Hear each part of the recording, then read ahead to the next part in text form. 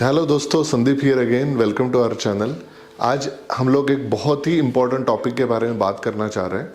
काफ़ी सारे लोग 10th 12th होने के बाद इंजीनियरिंग, सिविल इंजीनियरिंग चूज़ करने के बाद डिप्लोमा या बीटेक करते हैं। बीटेक होने के बाद एमटेक करते हैं या एमएस करने के लिए यूएस वगैरह जाते हैं। लाखों रुपए का खर्चा होता है। लगभग मेरे हिसाब से 40 से 60 लाख रुपए का खर्चा होता है यूएस में जाने का। हमारे जो स्टैटिस्टिक्स है, जो स्टडीज़ है, हम लोगों ने काफ़ी सारा डाटा और रिसर्च किया है। उसके अंदर मैं बताना चाहता हूँ कि बहुत सारे लोग जो यूरोप में या यूएस में जाते हैं, उन लोगों को वहाँ पे जॉब नहीं मिलता है और फिर वो उनको वापस आना होता है इंडिया में। और भारत में वापस आने के बाद क्या हो रहा है ना, उनको यहाँ पे भी दे आर ओवर क्वालिफाइड। ये चीज़ हो रही है, ये प्रॉब्लम्स हो रहे हैं। और उसकी वजह से जो हाई पोजीशन, हाई रैंकिंग, जैसे 60 लाख रुपए का आपने इन्वेस्टमेंट किया, यहाँ से सब छोड़ छाड़ के अपने यूएस गए और यूएस में वो चीज़ करने के बाद भी आपको वो प्रोफाइल का जॉब मिल नहीं रहा है। ये काफ़ी सारे इश्यूज़ का प्रॉब्लम सामने आ रहा है और ये काफ़ी सालों से चल रहा है। बहुत सारी यूनिवर्सिटीज़ हैं जो बोलती है कि उनका जो कोर्स का जो फ़ी वगैरह रहता है वही इतना बड़ा रहता है कि उसके अंदर अगर 50% अगर डिस्काउंट भी मिल गया तो भी बहुत सारा हेवी फ़ी होता है उसमें।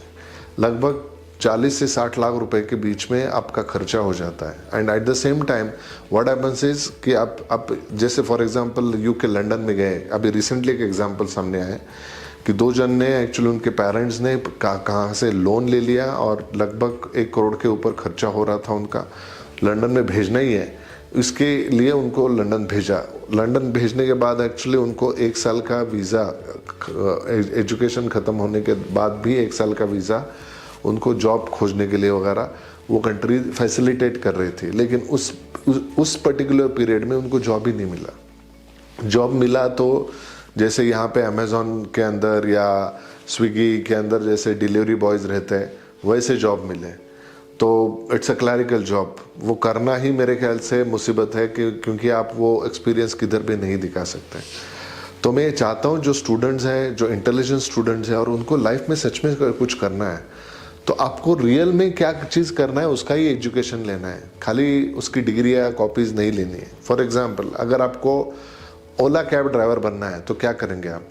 पहले तो ड्राइविंग सीखेंगे। अभी कैसे सीखेंगे? एक मशीन के ऊपर ऐसे ऐसे करेंगे तो, या वीडियो गेम जैसा करेंगे तो नहीं आएगा। आपको गाड़ी में बैठना है, गाड़ी चालू करनी है एंड आप नाइट में जाएंगे, डे में जाएंगे, हाईवे पे जाएंगे, अराउंड द हिल्स जाएंगे, बरसात में जाएंगे, अलग अलग गाड़ियों से जाएंगे।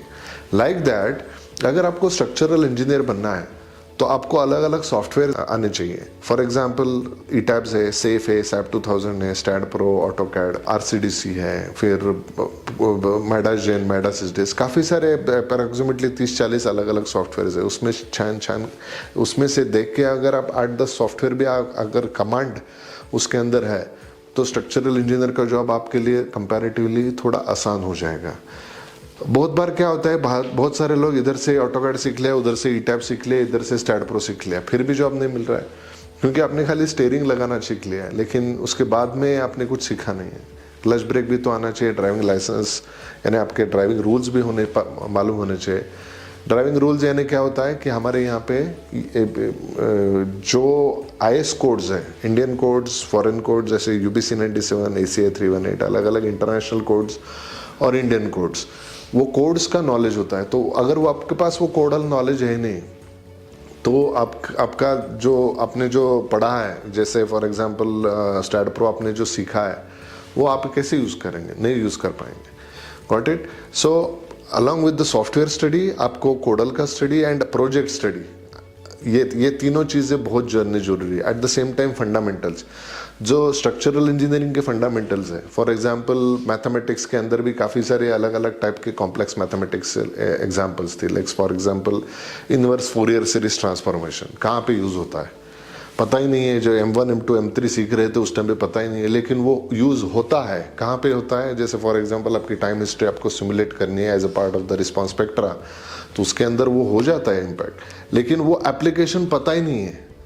वो एप्लीकेशन कहाँ पे किया है, वो कोडिफाइड भी हो चुका है, वो यूज़ भी कर रहा है PBD, परफॉर्मेंस बेस्ड डिज़ाइन के अंदर, लेकिन हम लोगों ने उसका कभी देखा ही नहीं है कुछ भी।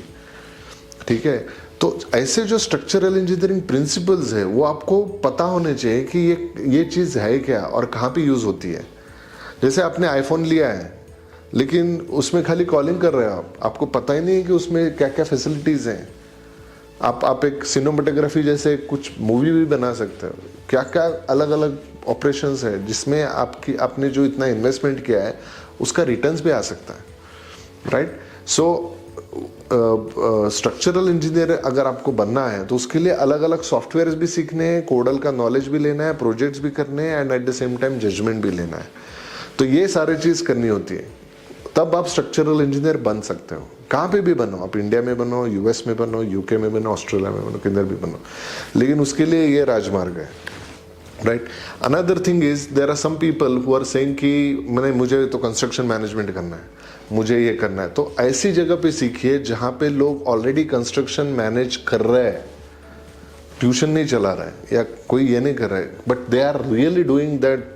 Let's say for example BIM technology, यानी बीआईएम टेक्नोलॉजी के अंदर उनके पास प्रोजेक्ट्स है, छोटे छोटे प्रोजेक्ट्स नहीं, जैसे G+3 G+4 विला, ये सब कुछ हो गया। तुक्के में कोई भी नहीं चाहता है कि बीएम टेक्नोलॉजी मेरा एक विला है भैया बीम में करके दे दो। Nobody is having that kind of time, energy, luxury, money also. BM technology बनी है उसके लिए क्योंकि बहुत बड़े बड़े जो फॉर एग्जांपल 50 करोड़ प्लस जो प्रोजेक्ट्स है वर्थ, उन प्रोजेक्ट्स के लिए बनी है। फॉर एग्जांपल हमारे पास जो प्रोजेक्ट्स के जो प्रपोजल्स में या प्रोजेक्ट्स के जो आयाम है यहाँ पे ई कंस्ट्रक्ट के अंदर 3-3, 4-4 हज़ार एकड़ के प्रोजेक्ट्स हैं। तो उसके अंदर खाली बिल्डिंग नहीं रहती है, रोड रहते हैं, ड्रेनेज लाइंस रहती है, अंडरग्राउंड वाटर टैंक रहते हैं, ओवरहेड ESR GSR जैसे स्ट्रक्चर्स रहते हैं, इलेक्ट्रिफिकेशन रहता है, प्लम्बिंग के आइटम्स रहते हैं, मैकेनिकल सबस्टेशंस रहते हैं, पावर हाउस रहती है, काफ़ी सारी चीज़ें रहती हैं, हॉस्पिटल्स रहता है, होटल्स रहते हैं, स्कूल्स रहते हैं, विलाज रहते हैं, प्लॉटिंग रहता है।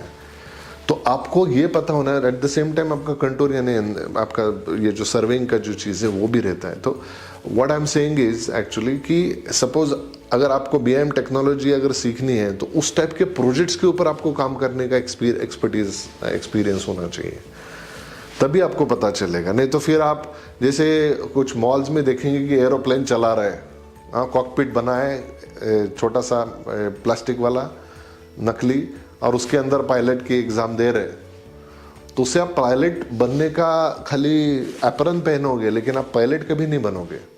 वैसे ही अगर आपने ठाना कि नहीं मुझे कंस्ट्रक्शन मैनेजर बनना है, तो आप किसी कॉलेज के अंदर, आप किसी इंस्टीट्यूट में जाएंगे और उसके अंदर आप देखेंगे कि नहीं अभी मेरा तो हो गया, खाली आपको सर्टिफिकेट एक कागज के ऊपर लिखा हुआ कि my name is so and so, I have done the construction management, लेकिन आपको पता नहीं एस्कर कैसे होती है, आपको पता नहीं फाइनेंस मैनेजमेंट कैसे होता है, आपको पता नहीं कि किस तरीके से आपका daily report management, documentation management, फिर हो रहता है कंस्ट्रक्शन मैनेजमेंट के अंदर कॉन्ट्रैक्ट्स मैनेजमेंट, अलग अलग टाइप के मैनेजमेंट सिस्टम्स है। बीएम टेक्नोलॉजी का वेटेज जो है लगभग मेरे हिसाब से 50% होना चाहिए, because that is the data collection mechanism. तो ऐसे काफ़ी सारी जो चीज़ें जो इंडस्ट्री में हम लोगों ने इतने सालों से 15-18 लगभग 20 साल हो गया लगभग, तो 20 सालों से हम लोगों ने देखा है उसको बहुत नज़दीक से कि डाटा अगर आपके पास ठीक नहीं है तो आप खाक उसको मैनेज करोगे।